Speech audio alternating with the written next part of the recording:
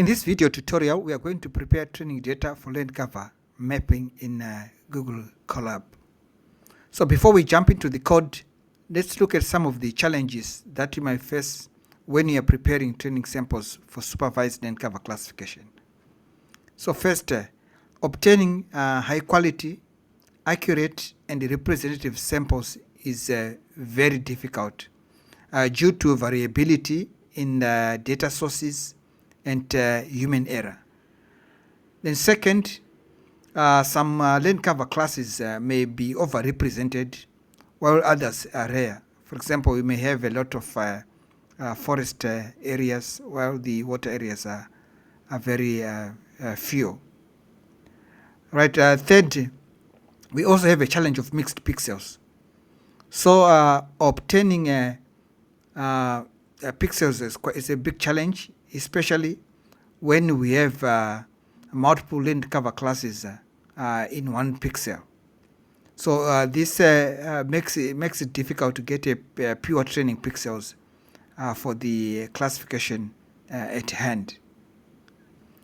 Then fourth, we also have problems of temporal variations.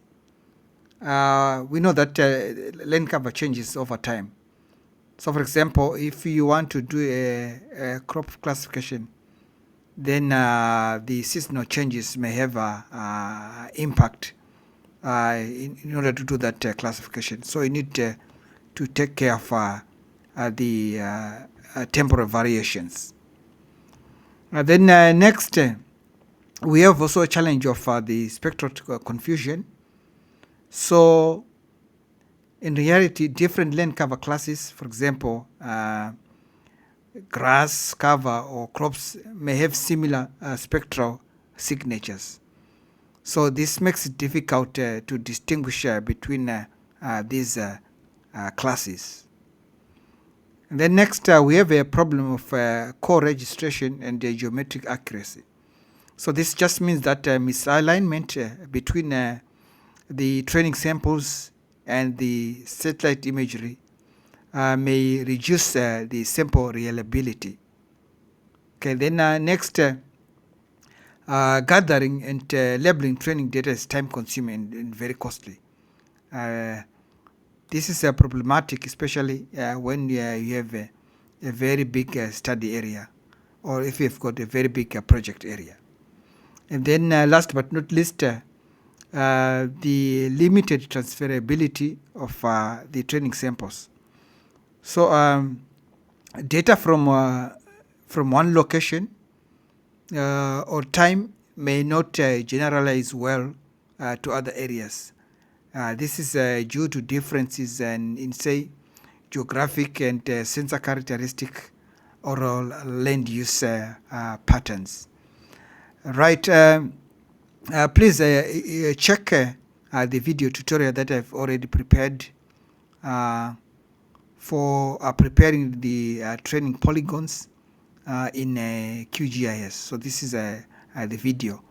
So it shows you how to do how you can prepare training polygons in QGIS. Right. For this tutorial, we are just going to import the training data that I've already prepared here, the training polygons that I've already prepared.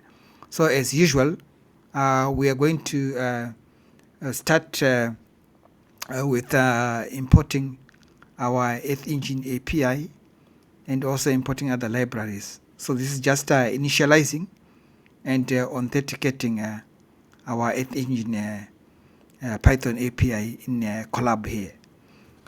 Okay, so please make sure that you have enabled the Earth Engine for your Google account. Right, so next we are going to import the study area boundary. Okay, so this is my study area boundary, which is an asset that is located in Google Earth Engine. Right, after that, I'm also going to import the training data, which are just the polygons that I created in QGIS, and then I loaded them into the Google Earth Engine asset. So I'm just simply going to import this asset, and I'm just going to create a histogram of classes. So my classes are in this column. My land cover classes are in this column CL underscore ID. So the classes are as follows. They are represented as integers from 0 to 5. So 0 is bare areas, 1 built up area, 2 cropland, 3 grass or open areas, 4 woodlands, and 5 water. So if I run this code, I get the number of training polygons per each land cover class. So for bare areas, I have 154, built up 806, cropland 169, grass open areas 495, woodlands 335 polygons, and then water 19 polygons. As you can see, the class distribution here is highly imbalanced. Okay. Now next, I'm going to create a Sentinel-2 composite. Okay, so the composite, as we usually do, we take in the image collection, and we are interested in Sentinel-2 surface reference harmonized dataset. So we do the usual cloud masking, and then we filter and pre-process the Sentinel-2 data as we usually do. And the target of this is these Sentinel-2 bands that we will be using in our land cover classification. And then next, we are going to load first the training data, okay, the training polygons that we have imported, and we are going to overlay them on the Sentinel-2 composite imagery here. And this is just an overview of the distribution of the training data in the project area.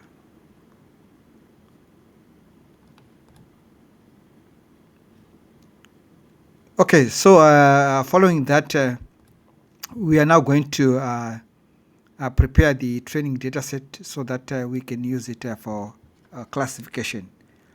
Okay, so what are we going to do? So we are going to rasterize the training polygons that we have imported, and then we combine them with the image, with the satellite image composite. That is the Sentinel-2 image composite, and then we extract the training samples that we are going to use. Right. So here. This function here is going to, this function just performs a stratified sampling so that we can balance the number of points across the data set. So this is what we are going to do, and I've defined the number of points, total number of points to be around 10,000. Right, so simply after running this code, we are going to get we're going to extract these training points now that we are going to be using for the classification. And then finally, we are going to export the training samples as .csv, and we're also going to export the satellite image composite as a GeoTIFF. So I'm exporting all these to Google Drive so that my dataset is saved there. Right, so that's it. So we have our training dataset saved in Google Drive, and also the Sentinel-2 composite image saved in Google Drive, so that it will be ready for land cover classification.